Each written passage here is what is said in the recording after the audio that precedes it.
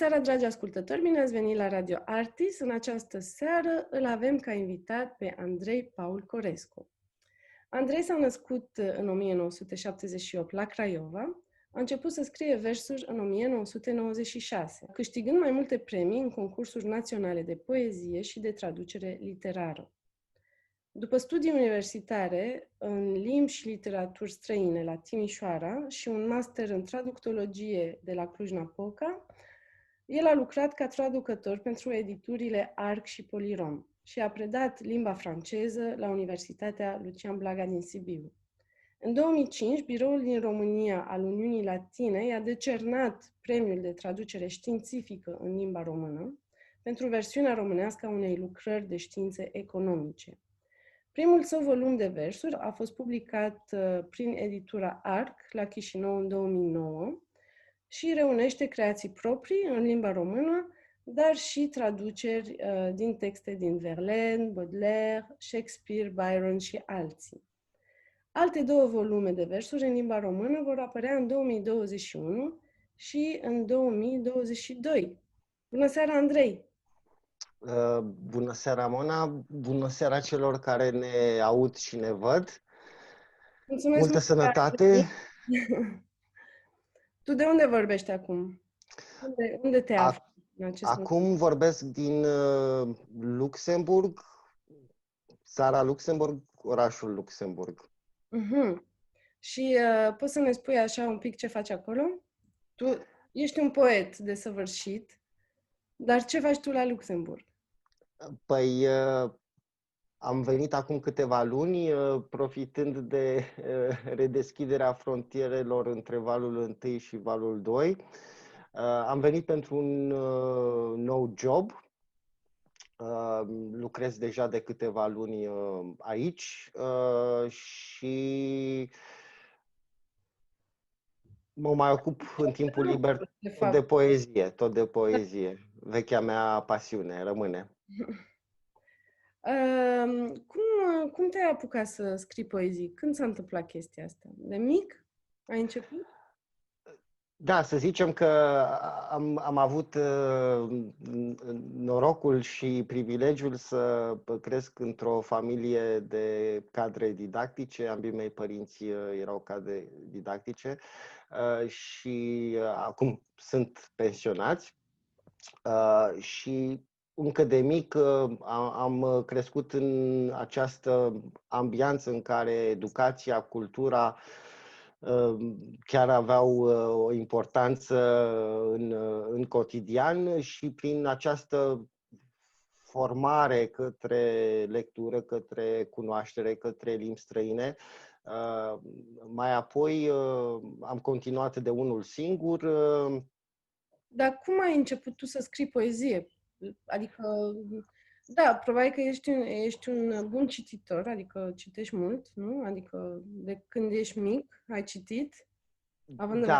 Da, acum timpul este mai limitat pentru că am ajuns la vârsta adultă și sunt responsabilități profesionale și de alte feluri care captează mult timp și energie. Am început să scriu încă de mic, din primară, cu o tentă infantilă. La vârsta aceea copiii scriu lucruri trăznite, nu doar că le spun. Și mai apoi, prin cultivarea la școală, acasă, am intrat în contact cu adevărata poezie. Am început așa, influențat de marii poeți români, Goga, Coșbuc, Eminescu, și după aceea mi-am trasat sau mi-am ales o cale proprie de exprimare în poezie, care a evoluat.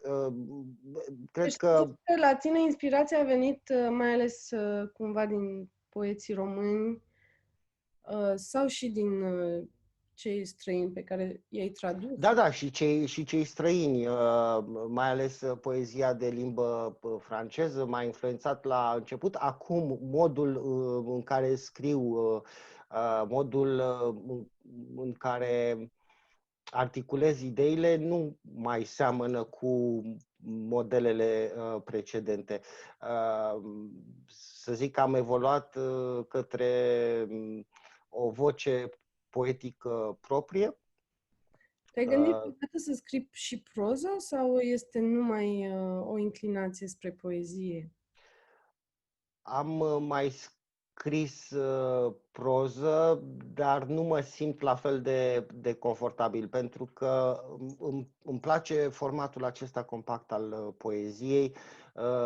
În câteva strofe, în câteva rânduri, poți să exprimi foarte multe lucruri, pe când același lucru ar lua pagini întregi dacă l-aș transforma într-o proză, fie ea și scurtă. Totuși, evenimentul declanșator al marelui meu elan poetic a apărut spre finalul adolescenței, când m-am îndrăgostit ca orice adolescent, și am început să scriu poezii. La vremea respectivă nu exista internet, nu exista telefonie mobilă. Le trimiteam aceste scrisori muzei mele dintr-o altă localitate din România. Era o formă de comunicare așa a l'ancien, atât prin faptul că scriam poezie, cât și prin faptul că le trimiteam efectiv prin scrisoare și la rândul meu așteptam răspunsul tot prin De poștă. fapt, era o formă de comunicare, comunicare romantică, de poezia la început pentru tine. Da. Într-un fel, să zic, modul ăsta de raportare la realitate și la iubire pe o frecvență romantică nu m-a părăsit niciodată. Astăzi. Ești un mare Da. romantic. Da. Este un pic atipic pentru vremurile pe care le trăim, dar, mă rog, fiecare își duce viața interioară, viața intelectuală așa cum găsește de credință. Este atipic acum să fii romantic, adică și să ai așa trăiri romantice? Trăiri romantice au toți, dar impulsul acesta de a scrie și de a vedea realitatea și de a o recompune, de a o reda în poezie, este ceva ce puțin mai fac, mai ales la modul în care eu practic poezia cu ritm și rimă. Da, adică eu, ca femeie, să zic, îmi lipsește, cred, poate în toată această nouă situație în care oamenii nu mai se exprimă în vorbe așa, să-și deschidă inima și să se exprime prin vorbe, să zică ce gândesc, ce simt. Într-adevăr, acum mesajele sunt atât de scurte și uneori chiar și foarte prescurtate și nu mai știi, hai să ne vedem, mergem la o cafea, chestii de-astea. Nu mai stă nimeni să scrie așa lucruri frumoase. Mai suntem câțiva. Acum, Cale de dispariție. format. Da, să sperăm că nu de tot și nu prea repede. Acum, cu rețelele sociale, cu internetul, poezia are totuși un avantaj, pentru că are un format scurt, este ușor de procesat, în sensul că nu trebuie citite pagini întregi, nu este ca un articol de presă, nu este ca un eseu, nu este ca o proză și atunci, pentru poezie, lumea ar mai avea timp pe internet. Chiar și eu, publicând destul de des pe Facebook, văd că există o cerere, o dorință, mai bine zis, din partea publicului. Important e ca publicul să fie nu doar doritor de poezie, ci și expus la poezie.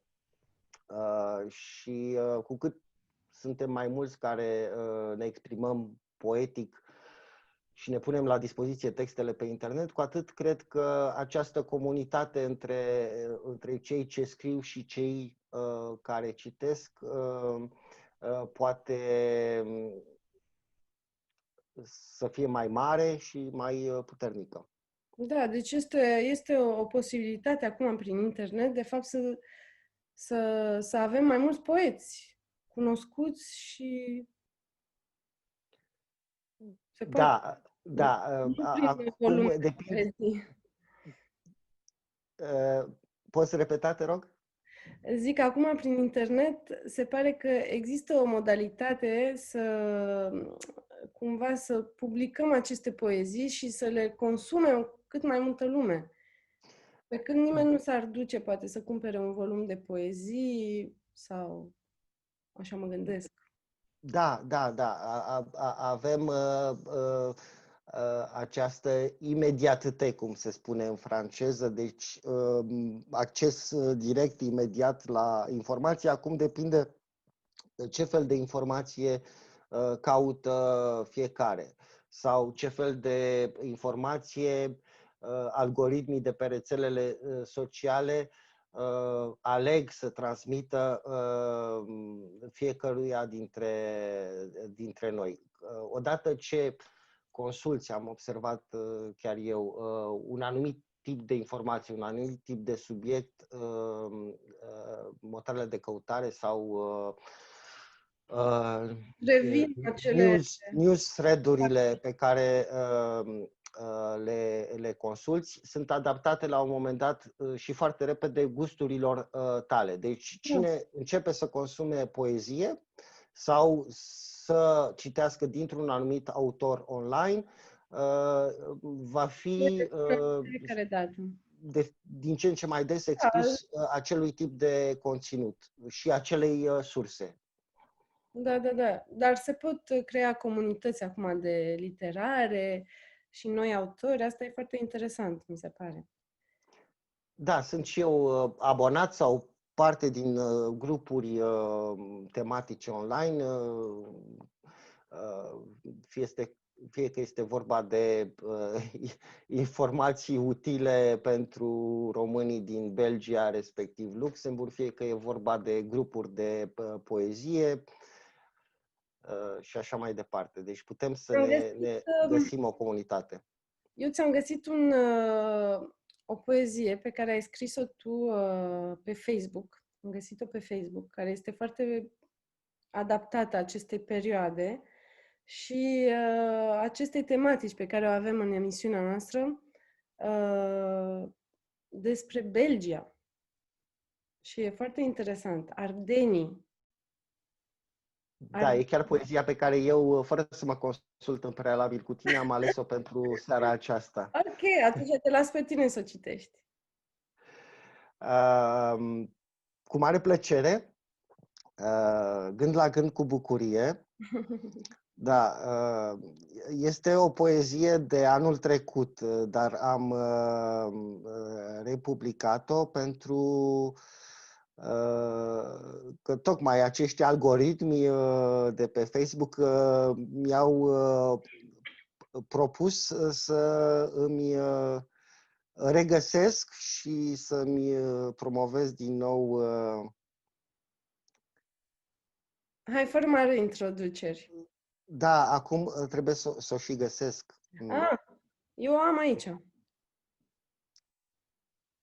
Dar te las pe tine să o citești, că totuși știi. Da.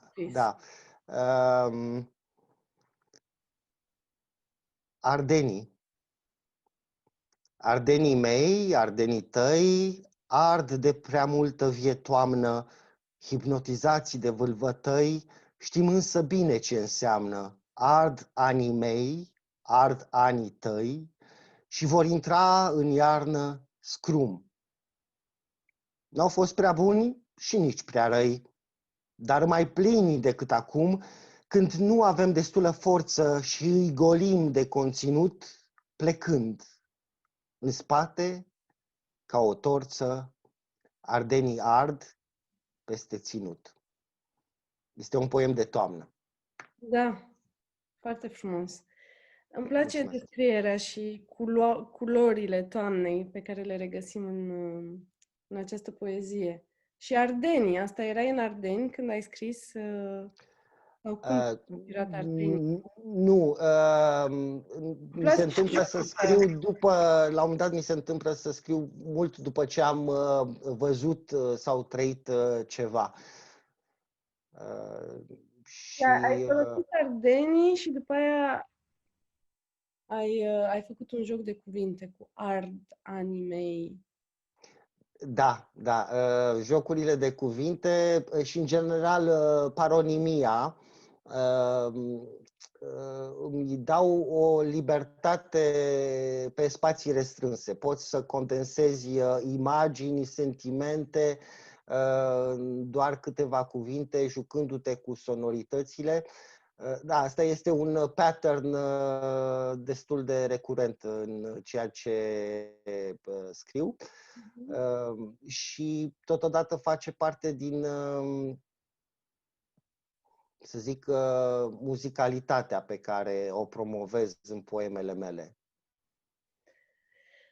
Și Ardenii te-au inspirat. Ai fost în Belgia de mult timp, nu? Până să ajungi în Luxemburg. Da, am locuit și lucrat și creat timp de 9 ani în Belgia. Și când ai Acum plecat tu din România pentru prima oară? Unde te-ai îndreptat? la Luxemburg, prima mea experiență, să zic, europeană de lungă durată. Prima expatriere a fost la Luxemburg în 2006. Am sosit cu un stagiu la Parlamentul European, apoi prin concursuri am reușit să obțin un post de mai lungă durată, după care, la expirarea contractului, am mers la Bruxelles, lucrând tot pentru UE. Când s-a terminat contractul de acolo, am câștigat un alt post prin concurs la Luxemburg. Deci a fost un fel de dute vino între Belgia și Luxemburg, țări pe care le iubesc, fiecare are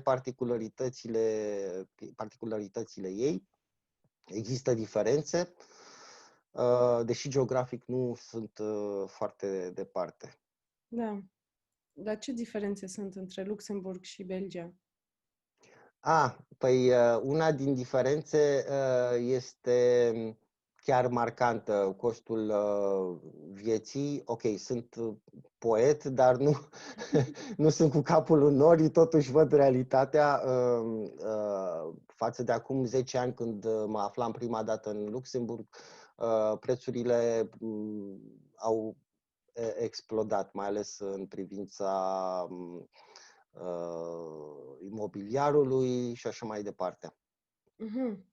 Deci numai traiul, adică cât de scump e traiul, asta e diferența pe care ai văzut-o tu. Asta e diferența imediată, palpabilă. Pe de altă parte, cultural, Luxemburgul oferă totuși atât destinații turistice, cât și spectacole, activități culturale, poate chiar mai mult decât Belgia în această perioadă, pentru că aici nu s-a închis nimic deocamdată, deci valul 2 există și aici, dar locurile de cultură și de socializare sunt încă deschise, doar până la o anumită oră, dar totuși nu s-a pus din nou lacătul pe diversele instituții. Bine, hai să spunem putem să spunem că tu ai stat mai mult în Belgia totuși decât în Luxemburg sau Da, de 2 ori mai mult mai ca timp. belgian decât luxemburghez acum? Încerc să mă adaptez întotdeauna locului în care mă aflu. Rămân totuși cu sufletul la Bruxelles, pentru că acolo, de-a lungul unui timp mai îndelungat, am cunoscut mai mulți oameni care mi-au devenit prieteni sau și colaboratori pentru activități culturale.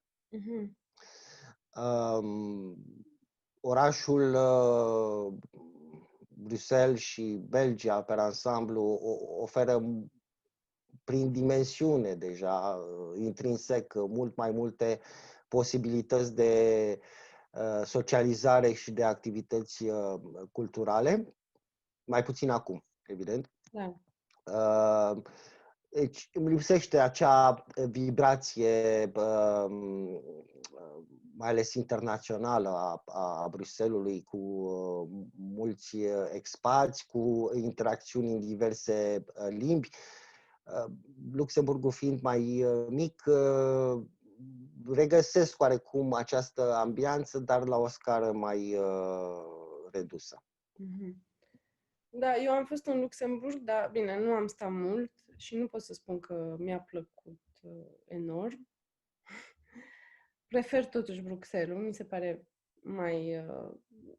mai vibrant, așa.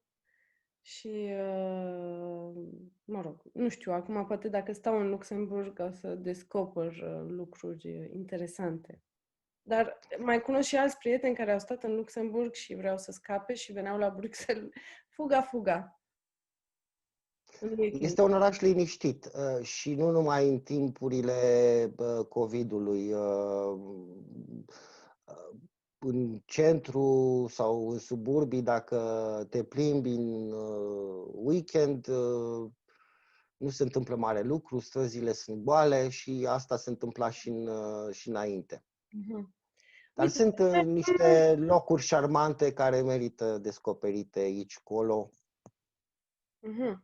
Venim să te vizităm. Cu mare plăcere. Deci pot să fiu un ghid,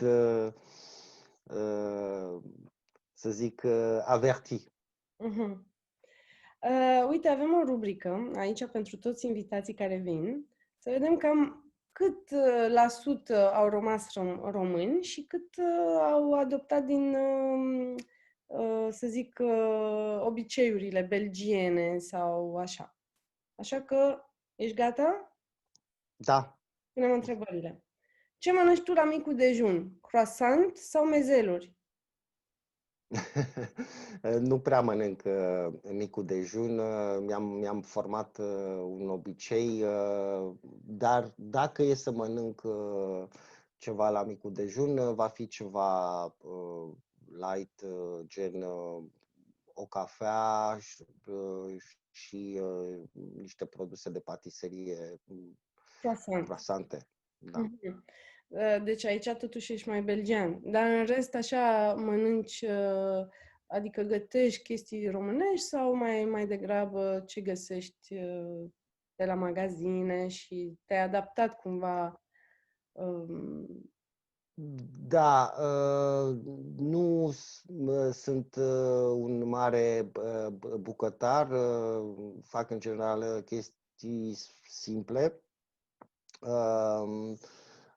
Dar când mă apucă dorul de bucătărie românească, de produse românești, există atât la Luxemburg cât și la Bruxelles magazine românești, așa că mă pot aproviziona în gusturi tipice de acasă. Și ce-ți lipsește din România? Ce îmi lipsește din România? În primul rând, apropierea de familie. Aș fi vrut de pildă să ajung la familie, la Craiova și la Timișoara la sfârșit de noiembrie, dar zborul mi-a fost anulat. Mhm. Ce mai îmi lipsește? Vorba românească, deci e drept că și la Bruxelles și la Luxemburg mai poți auzi pe stradă conversații în română, dar simplu fapt de a fi în țara ta, de a vedea și auzi lucruri care sunt familiare, asta îmi lipsește. Și îmi lipsesc destinațiile culturale din România. Nu am apucat să văd atât cât aș fi vrut din propria țară. Sunt orașe, regiuni din România în care fie aș vrea să revin, fiindcă mi-au plăcut foarte mult, fie sunt unele pe care nu le-am văzut încă. Mhm. Cum ar fi? Care ar fi ceva, o chestie pe care ai vrea să o vezi înapoi? Da, aș vrea să revăd Maramureșul. Am prieteni maramureșeni chiar și la Bruxelles. Dar în general, ajungând eu mai degrabă, de obicei, în sudul țării, deplasările de-a lungul și de-a latul României sunt destul de greoaie din cauza lipsei de infrastructură și din cauza lipsei de timp, pentru că dacă merg în România, în general nu pot să stau mai mult de 10-14 zile, timp pe care încerc să-l fructific cât mai mult, văzând cât mai mulți membri ai familiei sau prieteni. Da, asta se întâmplă la noi toți, adică să trebuiască să stăm cu familia mai mult decât să vizităm prin România. Iar în Belgia ce îți lipsește? În Belgia îmi lipsește vibrația orașului Bruxelles și faptul că puteam pur și simplu să ies din casă după orele de serviciu sau în weekend și să improvizez o plimbare sau mers la un spectacol sau la un muzeu. Bine, toate acestea oricum nu se mai pot face în momentul de față, nici pentru cei care încă se află în Belgia. Și faptul că legătura cu celelalte țări ale Europei și ale lumii era foarte simplă. Mergeai la unul din cele două mari aeroporturi și puteai să ajungi în celălalt capăt al Europei sau în România sau într-o altă parte a lumii. De aici, de la Luxemburg, conexiunile cu avionul sunt mai complicate, trebuie schimbări și așa mai departe. Prețurile sunt mai mari. Aha. Și ultima întrebare, care femei sunt mai frumoase? Româncele sau belgencele? Sau luxemburghezele? Acum eu sunt deschis tuturor posibilităților și tolerant și să zic că am un simț estetic care este destul de larg. Nu am o preconcepție în materie de cum ar trebui să fie sau să arate femeile.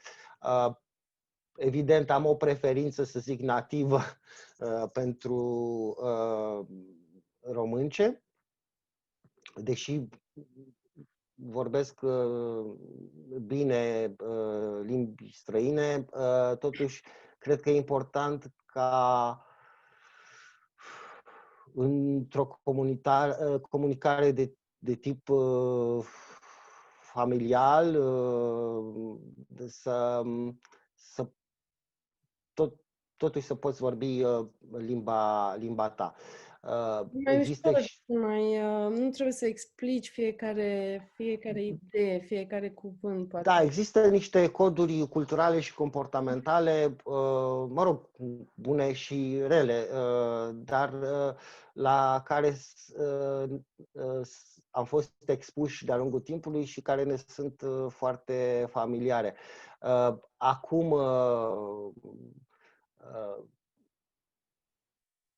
în Bruxelles nu pot să zic că am întâlnit foarte mulți belgeni. Am cunoscut mai mulți expați. Și oricum, până la urmă, nu mă interesează genul, identitatea de gen a persoanei, ci până la urmă afinitățile pe care, dincolo de naționalitate sau background cultural, le putem avea. Ce am învățat însă în vest este o anumită deschidere către idei noi, către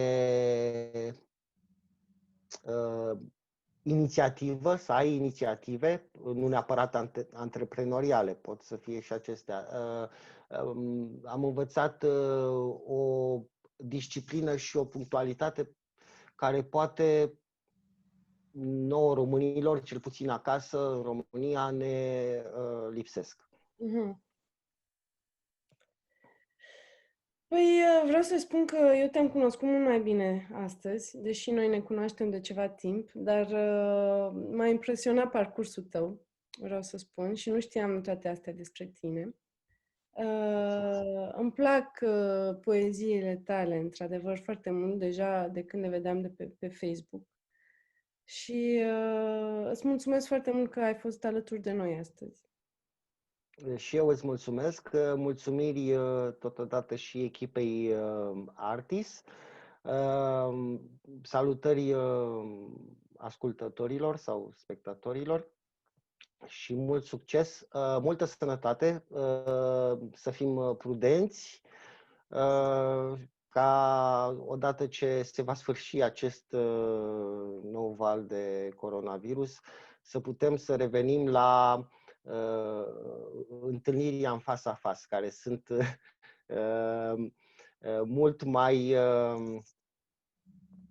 interesante, pentru că totuși la distanță interacțiunea este mai n-aș zice artificială, dar poate până la urmă o să ne obișnuim prin Zoom și nu o să ne mai putem vedea față în față.